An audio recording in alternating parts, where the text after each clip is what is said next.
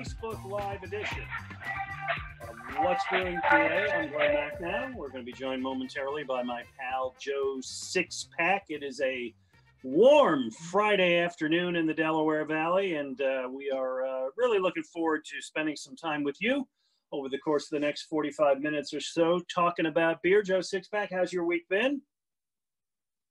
Got to get your mic up there. You're on mute, my friend. Yeah, I know. There you go. We got you now. There we go. There we go. Thanks. Always an adventure. Getting this thing started is always a bit of a challenge. It is. It is. But we did it, and I got a beer, so I'm ready to go. There you go. Yes, and should be a fun show today. We got a great guest from the Pink Boot Society. Tell people what that is real quick. Pink Boots is the organization that represents women brewers and people in the beer industry. Erin Wallace is going to join us. She's a very familiar character in the Philadelphia area. Has run brewery, bars, and she's the president of the Pink Boot Society in the Philadelphia area. So we're going to definitely have a good time talking to her. And we're going to talk about the best beer spokesman, spokeswoman, spokesanimal in the history of advertising. I've got my favorites. I know that you have yours as well. And we always invite people to comment on the side, not just on that, but to tell us what you are drinking. That's always a fun part of the show. In fact, let me just start and tell you that Andrew Colligan, who's always with us on Fridays, has cracked open a Workhorse Brewing Margarita Ghost. We got some of that. Doug Budell is, well, there he is. He's having an Ambler beer Hellas Lager. Nice choice by him. And Mark Purdy is having a classic Victory Brewing Hop Devil IPA. So, what are you drinking? Great start. Well, let's see. Right now, or what have I been drinking all afternoon? Because it's one of those beautiful days to be out there enjoying great beer. I need to turn around and grab myself a glass real quick. You go for that. Okay. All right. So you mentioned Doug Budell from Ambler. He was drinking the Ambler. Well, that's his brewery. So, of course, he was drinking one. And he sent us some great beers. This is the DeWitt Porter. And I chose this because I think, well, this May has been pretty cool. It's been sort of porter weather out there. It's been warm today, but this to me seems to be more of a cold weather beer. So this is Ambler DeWitt Porter. It's a nice look. 6% alcohol beer from the folks at Ambler Brewing. They're located in Ambler Yards, which is sort of a renovated facility over there. They have a nice 10-barrel system. I've been there once. They opened last year, I think in August. And the reason why I chose this beer, besides the fact that the folks brought it to us, is that they've begun a on-site distribution of the beer. You can stop in there on Thursdays through Sundays Saturdays to pick up the beer. Before, you had to drink the beer there in their brewery, obviously. But now they are canning. They've got growlers and 6-packs, or rather 4-packs, I guess, of the 16-ounce beers to go. Glenn, this is a really nice porter. It sort of leans towards like the dark chocolatey, almost coffee-like of a porter, not a sweet porter at all. This is very nice, really nice beer. Very nice. Okay, I went Iron Hill this week. Hopefully you can see that there. You see Chewbacca there, or a remnant of. This is the Iron Hill Chewy IPA. It's a 6.5% Golden American IPA brewed with flake dose balanced with an aggressive hop bitterness. And let's pour that baby right there. You see, it's got a nice light color to it. Now, they've done a series of Star Wars-inspired beers over the years. And this is good. Very fruity, little pine maybe in it. It's good. And it says on their little advertiser, remember, it's not wise to upset a Wookiee. Are you a Star Wars guy? I cannot imagine that you are. I watch them, but they always confuse me. I'm more of a Star Trek guy. I'm a neither, but you know what? The beer is very good. And Iron Hill, listen, we've been to Iron Hill. We've done some shows there. Iron Hill is one of the real early and consistently very, very good breweries in this town. With a lot, boy, they've grown a lot over the years. I don't know. I think they've got more than a dozen now, at least, right? Well, they come out with, originally they used to just put specials in their cans, but now they have like a whole series of them. They're opening up a production brewery out in the main line. I have no idea where that stands now in the age of the coronavirus, but we're going to be seeing a lot more of their beers out there. I've always liked Iron Hill beer. They make really good true to styles, but then they wave, they'll go off and make one of these weirdo hazy IPAs every once in a while, Yeah. which everybody likes. But I'm a fan of the brewery there. They really make good stuff. By the way, Glenn, before we move off of Ambler, I just wanted to say, because you and I were curious about where the name DeWitt Robust Porter came from. I know you got a note from the owner there about naming of that. Yeah, it's named after her brother or her dad. It's her dad, right? It's her dad's middle name? It's actually the father. Yeah. Peter DeWitt Buttle was his middle name. And he's 85 and battling cancer. And it says when he first got sick, his prognosis was not good. They feared for the worst, but he's doing better now. So they wanted to name a beer after him. I mean, what better thing than to have a beer named after you? Yeah, and listen, first of all, that's great. That's a really nice story. Second of all, if your name is Peter DeWitt Buttle, you probably should be the president from 1881 to 1888, right? Right, walking around with a cane and saying... That's such a great name. Let me tell you what some people are drinking. Jim Chapman is having a Bonesaw Crimson Skull Vienna Lager. Nice choice by him. Jim Reynolds he says just he's more Star Trek than Star Wars like you. Okay. Hot Rod Man is having an Iron Hill Pig Iron Porter. That's what I'm talking about with classic styles. There we go. And Jim Russell's having a Cape May The Grove. All right. Let's talk about the news of the week and what's going on. There was a fairly big and ominous announcement by Night Shift Brewing of Boston, which had planned to open an enormous place here. Plans are off. Right. We actually broke that story, Glenn, that they were going to open up. And by we mean you. I'll take no credit. In Roxborough at the old Penn beer distributing plant on Domino Lane underneath the antennas. It's a big facility. They were going to go in there with a tasting room, but eventually turn it into a full-scale brewery there. Kind of caught me by surprise because they're an out-of-town brewery with no real connection to Philly, other than the fact that the owners, I think, went to school here locally, or maybe some of them grew up here. But they just pulled the plug on that plan. They just decided to pull out of it because of the coronavirus. They felt like this is not the right time to do something like that. And in fact, they actually said that it would jeopardize their entire business if they went along with these plans. So when we discussed it, I was not a fan of a Boston company moving in here. Listen, I'm a big supporter of more and more places opening. I'm involved in one, but I love that there's more and more. But it just felt like an outsider kind of thing to me. That said, I feel really badly for them. I don't want anybody to have bad luck like that. Right, and this was, after all, it was a $12 million investment in Philadelphia, so you got to give them some credit for at least having some big plans there. And that was just the beginning, too, because, that facility was actually larger than Yards or Workhorse Brewing, which are pretty good sized facilities. But, you can't really fight this virus and try to grow like that. I think it was bad timing. That's really a challenge. How far along were they? Were they under construction? They really had not moved that far along. I know they had some permits. I know they had money, their money lined up, but I don't think they'd done a bit of work over there yet. By the way, it's a really nice beer. I'm enjoying this a lot. It's the first time I've had this. It's really good. I was doing some work in my backyard yesterday, and I was drinking that straight out of the can. It was it was very, very refreshing. Very good. All right. Any other planned breweries, projects that have been stalled or canceled? I haven't heard of any that had been planned and canceled. I know there's a bunch in the Philly area, maybe 10 or 15 that had sort of done the permitting process, and I imagine they're sort of holding their own at this point, and they haven't moved forward much. But I haven't heard any that have canceled. There have been some brewery closings across the country, not that I'm aware of in the Philadelphia area yet, but they've been in Colorado and Texas, and there was one, a 400-year-old brewery in Bavaria that just shut down because of because of this. Yeah. Wow. All right, so let's talk about maybe some other trends that are going on.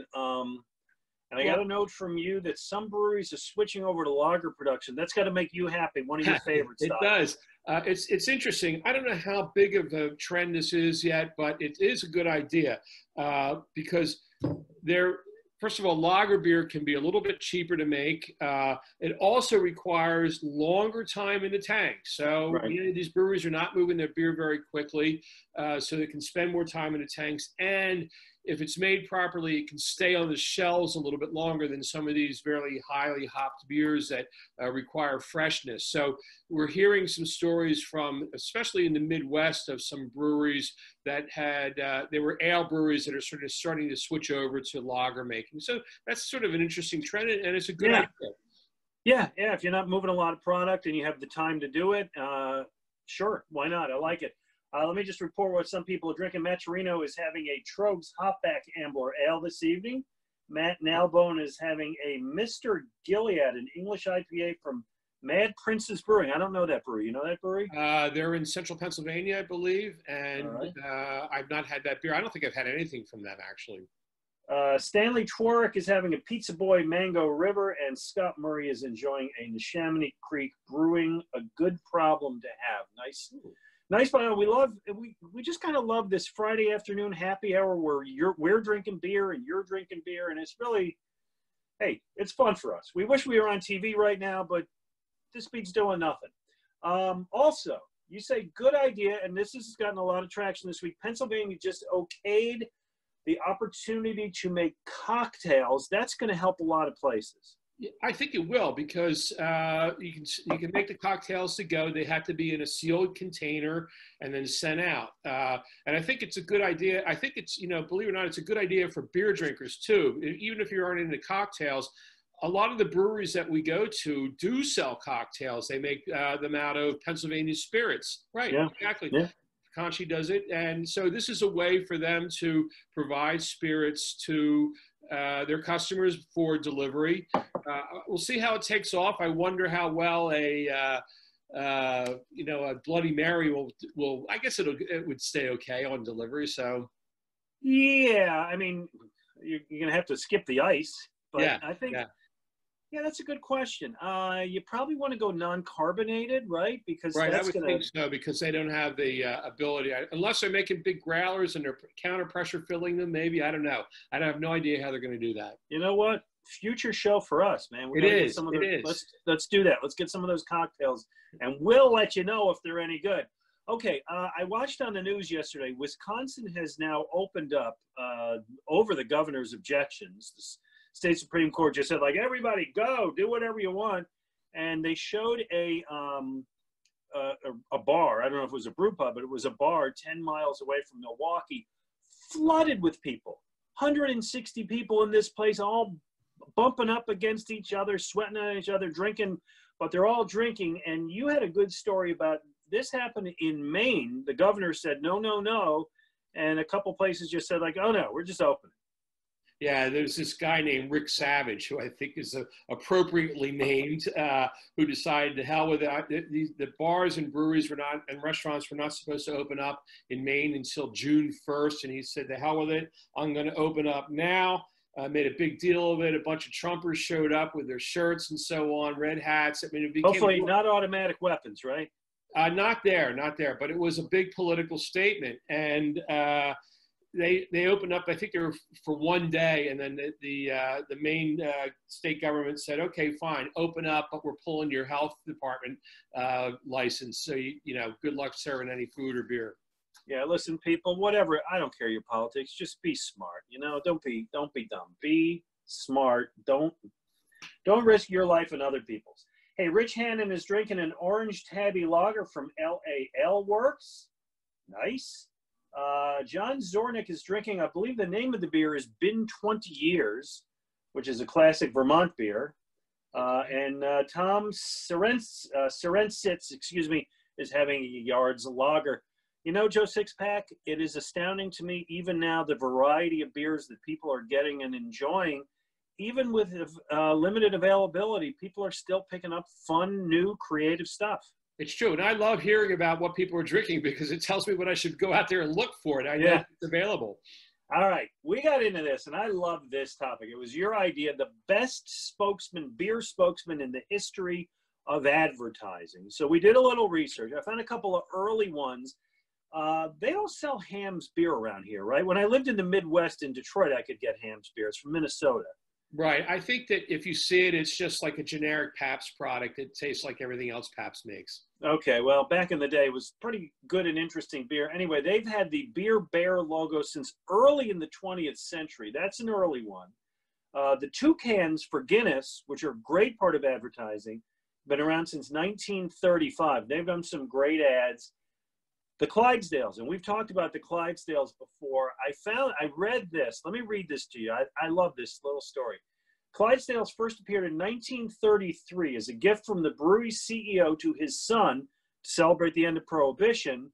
The horses were hitched to wagons and sent to New York, where they delivered a case of Budweiser to former New York Governor Al Smith, who had once run for president. He had been instrumental in fighting Prohibition. They then proceeded on a tour witnessed by thousands and delivered another case to President Roosevelt. That's cool. It is. It's pretty cool. It's a, I think it was a gift to one of the owner of the brewery. It was from the the CEO gave it to his son. I don't know where he originally got it. It's pretty cool, though. It's a, I would call them, and I don't like to use this word loosely, but they are iconic, I think. Oh, no question. People know them, and they actually don't see them in the commercials as much anymore. No, it's a shame. Some of those old commercials, they were real tearjerkers with those horses. Oh, yeah. Oh, gosh. The one where the guy raises the horse, and then the horse goes to the Clydesdales, and then they're on parade, and he's in the back looking, and the Clydesdale recognizes him. I got all verklempt. And one other one, the Miller Lite spokesman, and we're going to talk about more of them specifically. I was amazed to find out, this is a great trivia question, the first ever Tastes Great, Less Filling commercial featured two guys. One was Pulp Fiction writer Mickey Spillane, and the other was former New York Jets running back Matt Snell, a hero of Super Bowl III. I bet you could ask 1,000 people, not one person would know that one. No, but both of them, like the image of either of them is like prototypical big burly beer drinker, and then they're drinking these light beers, Right, manly enough to drink what was a diet beer, and that really, we've talked about it, how that pushed through kind of people's prejudice, beer drinkers' prejudice against drinking a light beer. They got the most manly, jockey kinds of guys they could find, and it was a brilliant campaign. It really was. So we asked people who follow us on Facebook, Twitter. By the way, he's at beer_radar on Twitter. I'm at Real Glen Macnow. The show is at What's Brewing PA, and you can find us on Facebook as well. To name some of their favorite spokesmen for beer, I'll give you first some of the real people. Millard D. Walls, that's a good name, said Ed McMahon for Bud. I don't remember that. Do you? Yeah, Ed McMahon did a lot of commercials for Bud. I mean, I think between that and Alpo, he must have been a multi-millionaire without even the Tonight Show making money. Oh, he was doing well. Yeah. Leslie Ann Warren did Schlitz commercials. I do not remember those at all. That's a great callback. I like that. J.N. said John Madden, goes back a ways, but one of the original Miller Lite commercials was great because they run the commercial right. Busting through the whole thing, Yeah. Yeah, that was great. Here's a terrific one. You may not think it's beer, Colt 45, which was, correct me if I'm wrong, kind of a schlocky, cheap product that mostly drank out of paper bags on the street corner. Oh, it was malt liquor, and it was made for the so-called urban market. So they wanted to. They found someone who was the perfect spokesman for that. Right. They high-classed it up with Billy D. Williams, who was a pretty high-class guy. It was great. For the longest time, the Yards Brewery used to have a stand-up picture of Billy D. Williams in the brewery, in the tasting room. It was just a great touch, I thought. And then, I forget who told us this, but the What's Up guys, and the director of that was a guy named Keith Stone. No, Chuck Stone. Chuck Stone. Was Chuck Stone, excuse me. And Chuck Stone the third, I believe it was. Well, I was going to say, you probably knew his dad. Absolutely. I knew them both, actually.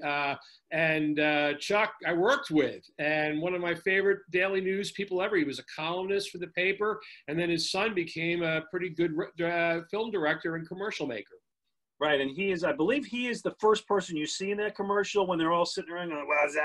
He might be. He really might be, yeah. I think he is. By the way, I just remember when I moved to Philadelphia in 1987 or 1986 and started reading the Daily News, Chuck Stone was the guy that criminals would always give themselves up to. It's true. And we used to have, like, there was standing orders about, like, criminals showing up in the downstairs at the lobby, and they'd be coming in, you know, with guns or whatever. They wouldn't come with guns, but they would be there, and they'd have to have, you know, a full escort up to his office and in the newsroom. Chuck was a great gentleman, one of the best writers I ever knew. All right, let's do some of the fictitious ones. Matthew Masari says, how can you forget the Swedish bikini team for old Milwaukee? Who could? I couldn't. Jeffrey Branch says, I don't drink, but the Guinness brewmasters he loved, the brilliant guys. They were pretty good. Guinness commercials have always been witty. You actually can see, I'll go remind, this is right there where my thumb is pointed. That is an old Guinness ad there.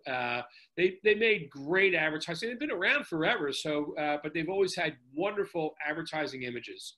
All right, you collected a list of the 3 worst. This just came up when I was trying to think of them, and then it just occurred to me, who are the absolute worst? And I'll run off them really quickly. First of all, believe it or not, Liberace. Liberace, as a beer drinker, used to do ads for Blatt's beer. No. Yes. That's a bad mix, man. Apparently, he was from the Milwaukee area, and there's a great advertisement of him showing off his miniature collection of pianos. So, okay. Just very bizarre, very bizarre. Don't know that one. All right. All right. The next one that came to mind was Lance Armstrong, who for a moment was one of my heroes, but the guy was a juicer, and they have him advertising Michelob Ultra, which was, basically a healthy beer to drink. Oh, yeah, well, there's the point. 64 and I just don't calories. like Lance Armstrong anymore anyway. No, so. listen, I think you're right. By the way, he's going to be doing a documentary. The way Michael Jordan, the 10-part thing has come out, Lance Armstrong has editorial control of a documentary that's coming out. You got one more? Yeah, one more. And I think every one of our viewers will agree with this. The worst beer spokesman ever, the Dilly King in those Bud Light commercials. So let me give you a story. So I'm the host of the Eagles pregame show, which we do down at the stadium, right? And it may or may not be true that particular beer may or may not be an official sponsor of the Eagles. Anyway, we're doing the pregame show down there one day. It's me and Ike Reese and Eskin and Ray Dinger, all the guys who do the pregame show. And there's a big crowd because we're right outside the stadium. People are going in. They all, come by and watch us. We usually get a former player, a star up there as part of it. We get a nice crowd. And that guy shows up, right? He's on promotion. And he's coming to the game, and he keeps strutting back and forth in front of us, hoping that we will call him up to the stage, or at the very least, just kind of recognize, hey, look who's out there, Philly, dilly. I wasn't going to do it. I was not going to do it. I'm telling you, that guy wasted 20 minutes of his life parading back and forth in front of us, hoping that I would call on him. I did not. By the way, Jessica Breslin Bonner her husband is having a J.J.'s Schwarzbier from Broken Chair Brewing in West Reading. That seems nice. Rich Hannon, he says, beer number 2 of the day is Love Your Park Pale Ale from Mainstay Independent Brewers. And Pam Hertz is enjoying cheap college beer. Oh, why not? Of course. Sure. All right. Some of the best or worst animals. I'm just going to do these quick. The Bud Ice Penguins, hated them. The Budweiser Frogs, you may be talking more about them, right? No, I'm going to skip them. I decided to, because we did do our list of Art's personal favorites. Right. I was going to do the Frogs and the Lizards at one point, but I skipped them. All right. You skipped them. Alex the dog from Stroh's. He was the one who would open the fridge, get the beer, do the whole thing, right? Yes, exactly. Yeah, exactly. That was a good one. And, of course, maybe the most famous, iconic Spuds McKenzie. Absolutely. He was part of the popular culture when he was around. I guess that was in the 90s. People wore shirts. It was just a wonderful marketing campaign by Anheuser-Busch with that beer. All right, give me the Joe Sixpack top 3 of all time. Okay, we're going to do a little slideshow here, Glenn. So oh, look at you. It's a second here. And that's the wrong one.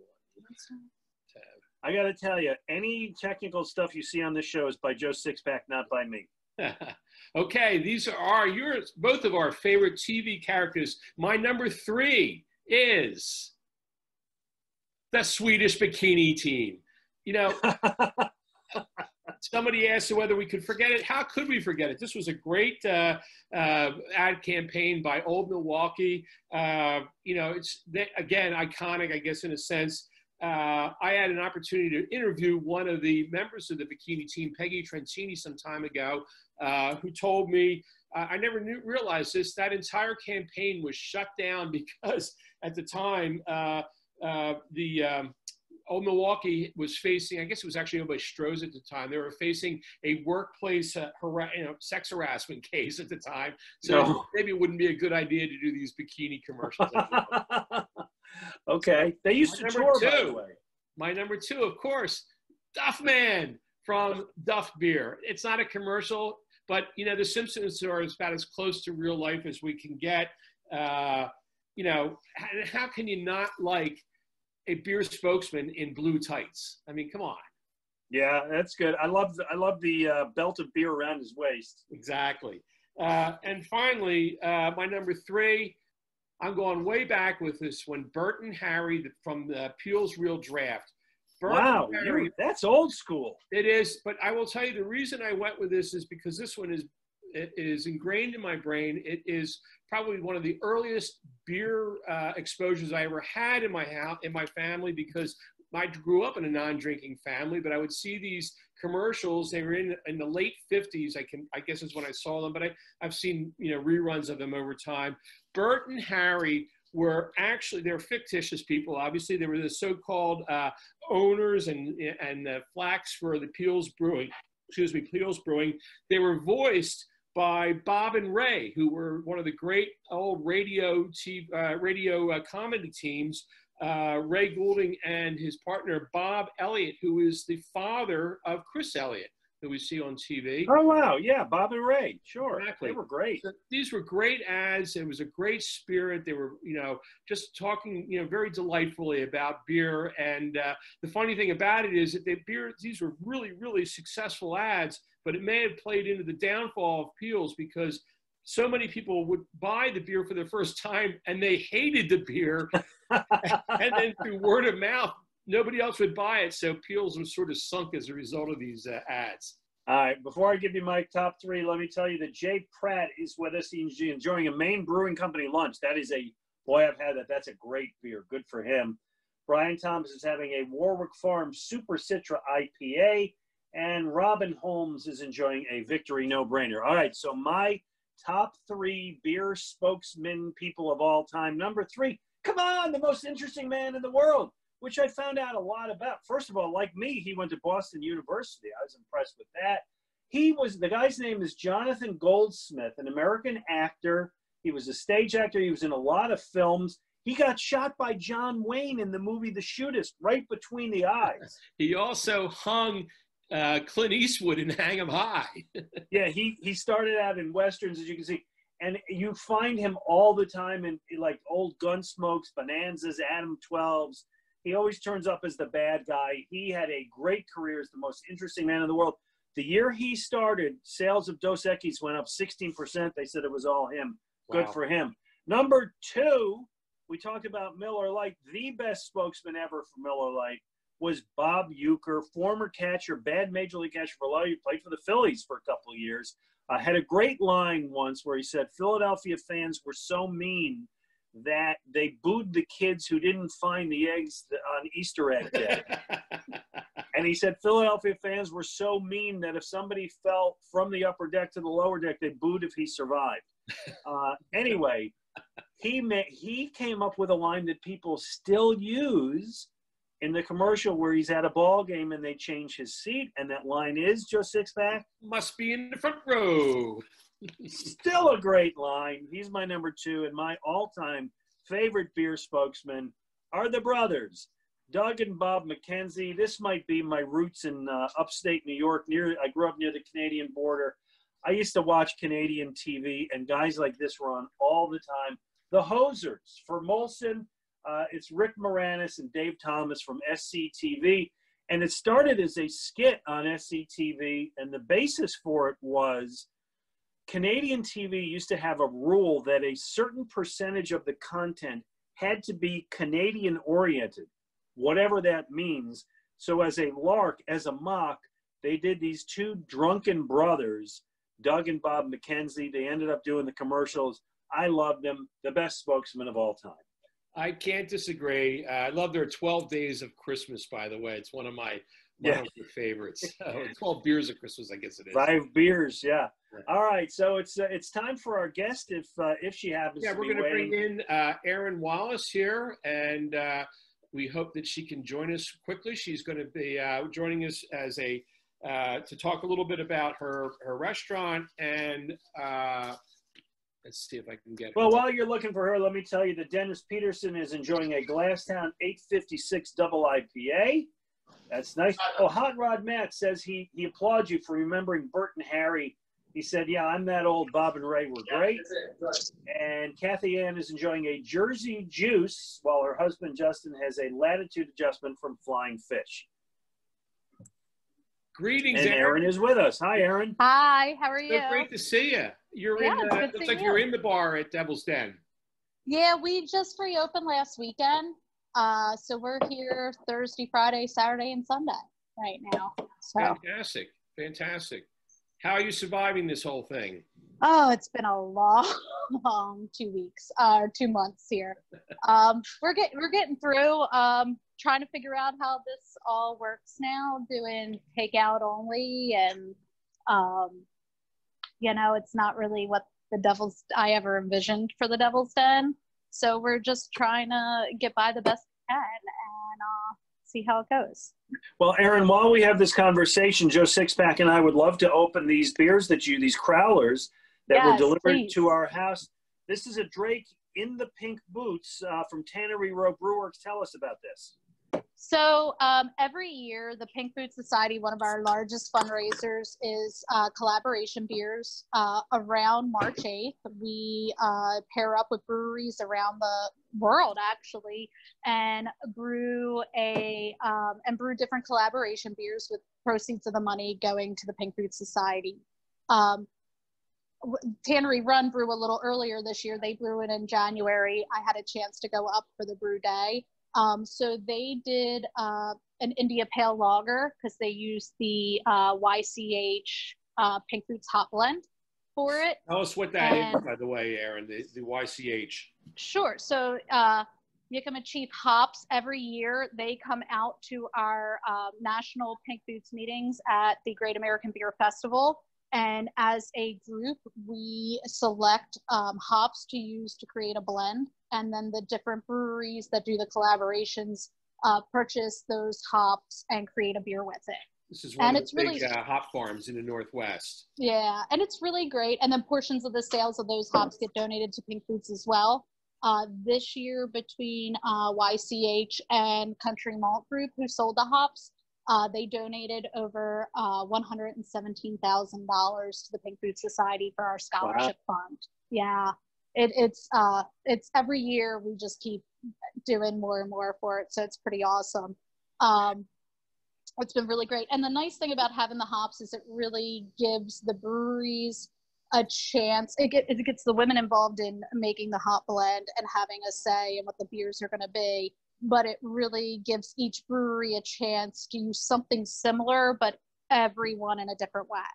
So like Tannery Run did a lager, but some of the other ones, we have Saisons, we have Pilsners, we have hazy IPAs. It just really gives everybody a wide variety to showcase some different styles.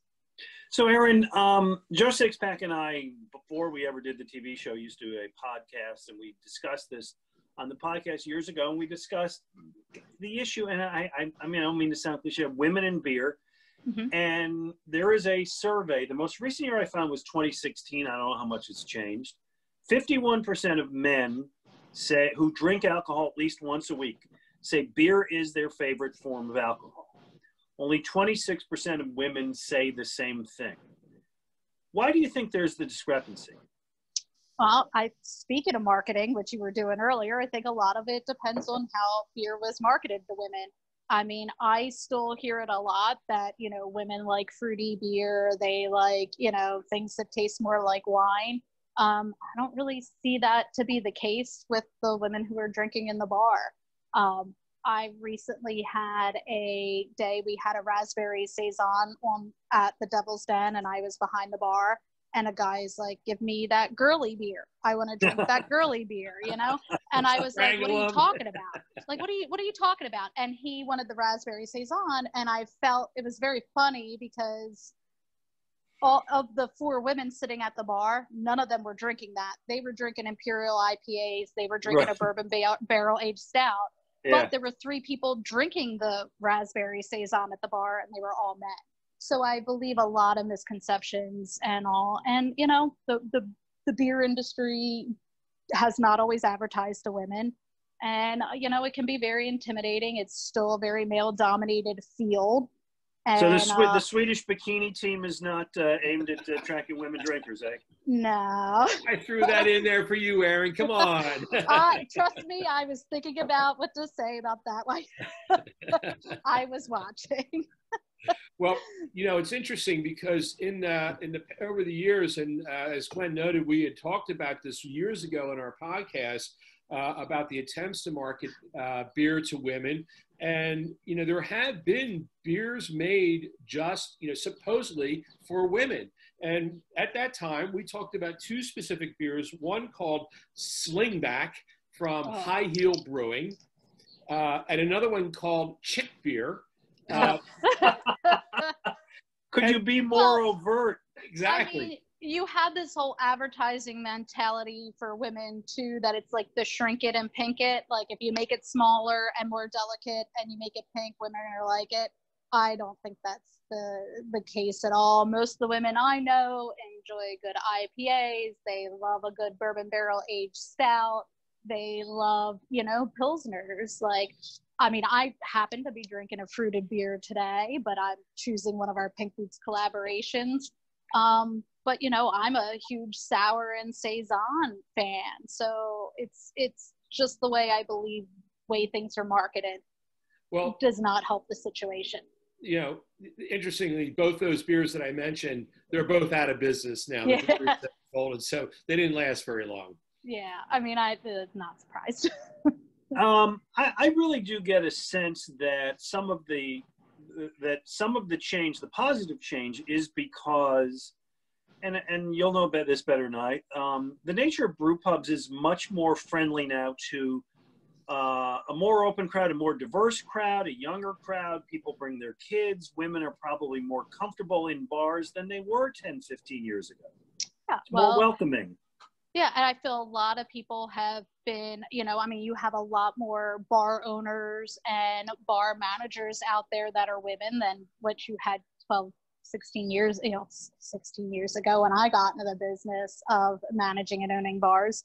You know, the more you see it and the more it becomes every day, it's you see more people get involved. And I mean, that's one of the things we were trying to do with the Bowl Women in Beer Fest, which is have the women employees from the breweries there at the festival so people could ask questions to showcase that we're not just taproom managers, we're not just social media and sales, we're also brewers and owners. Like, we do it all, just like the men.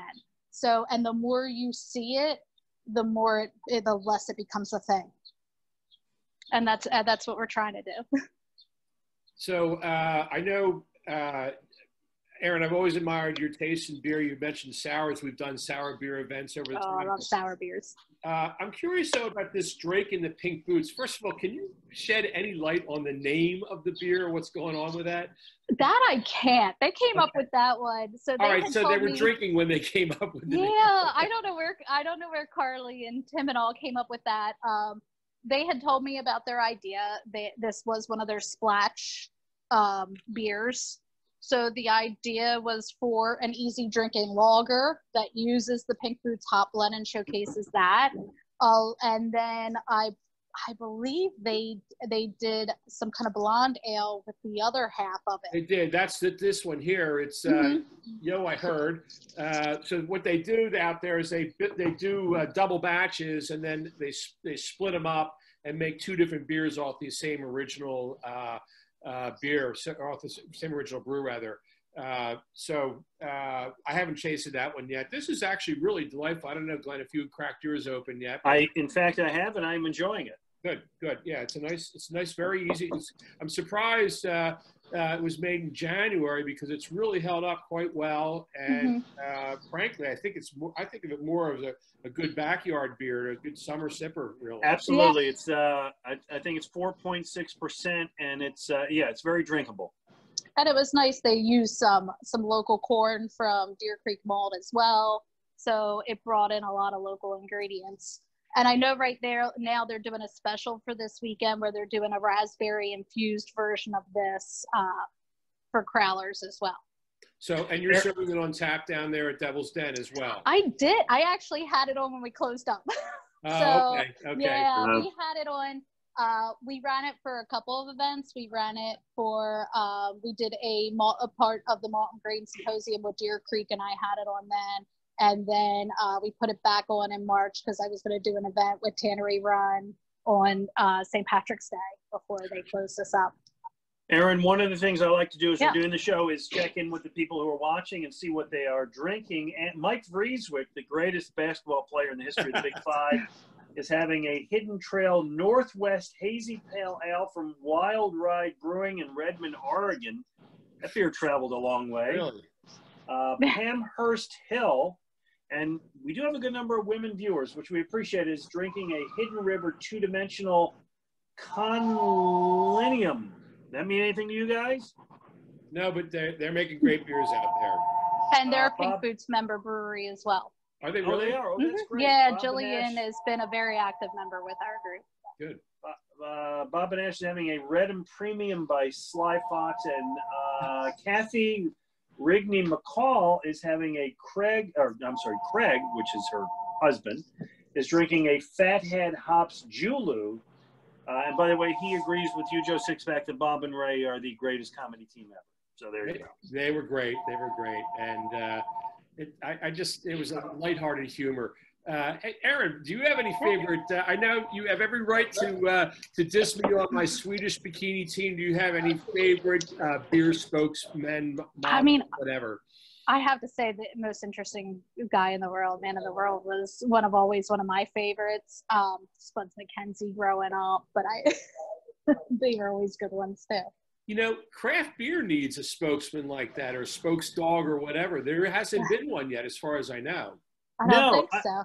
I think the interesting thing, and somebody wrote me this, and agree or disagree, one of the people who commented, I'm sorry, I don't remember his name, said there's a direct correlation between the effectiveness of the spokesman and the poor quality of the beer.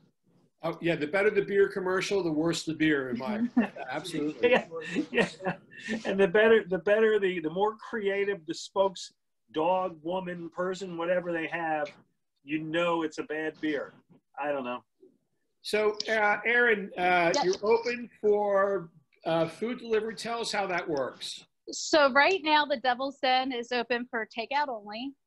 You can call and pick up food. We have a limited menu right now, but we have food and we run specials every week. And right now, wine and beer, cocktail soon.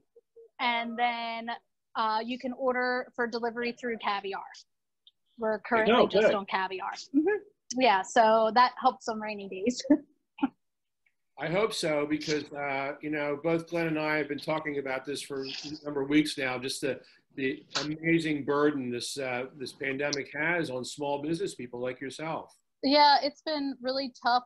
definitely, like I said, I've never envisioned any of my restaurants being a takeout place. This is not really the type of place. I like to run events. I like to mingle and be with my customers and my staff.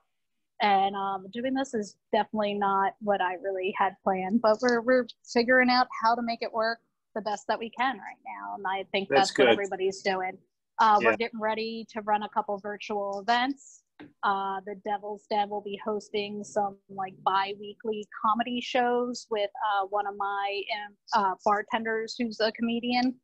And then Pink Boots is getting ready to host a virtual event tomorrow in honor of the Bold Women in Beer Festival, which we had to obviously cancel, postpone, because we don't know when we'll be allowed to host a large event again. Yeah. Yes. Listen, all of the hundreds, around the country, thousands of brew pubs and breweries that came up with their business plan and came up with all the contingencies, none of us in those plans said, what if there's a pandemic and people cannot go out? So, I mean, that's the thing. Nobody could plan for this. This was not something anybody could have written into a business plan. The insurances, like nobody had any idea. And I mean, right now, I don't think anybody knows how to deal with what's going to be coming next. So, you just do the best that you can.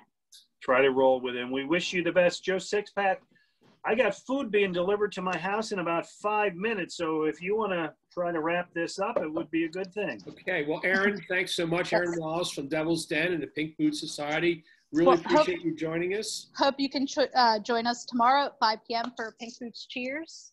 Take a photo of any of the beers you have and then tag us using hashtag Pink Boots Cheers to celebrate women in brewing. On Twitter, Facebook, Instagram, we're all social media. Okay, I'll do that. That sounds great. Yeah, and that's to honor the Bold Women in Beer Festival, which we weren't able to have tomorrow. Okay, thanks, Erin. Really appreciate you being here with us. All right, thank you so much. So, Glenn, another wonderful show wrapped up. I think we did it as close to seamlessly as you could get. I got to tell you, for people who are watching, all of this good technical stuff, that slideshow, the cutting edge technology, that's all Joe Sixpack and your wife. Mrs. Sixpack, yes, absolutely. She's our production crew here. she's all of it. I got Baby Blues Barbecue in the city. I ordered up a mess of food from them. Got a social existence with some relatives and neighbors in my backyard and have some ribs coming up. Good luck with that. Enjoy. All right, a pleasure. And thank you, everybody, for hanging out with us for the last 45 minutes or so. We really do appreciate it. We hope someday we'll be back on TV, but in the interim, we like seeing you on Facebook Live. Stay in touch. Again, follow him at beer_radar. I'm at Real Glen Macnow. Till next week, everybody. Cheers.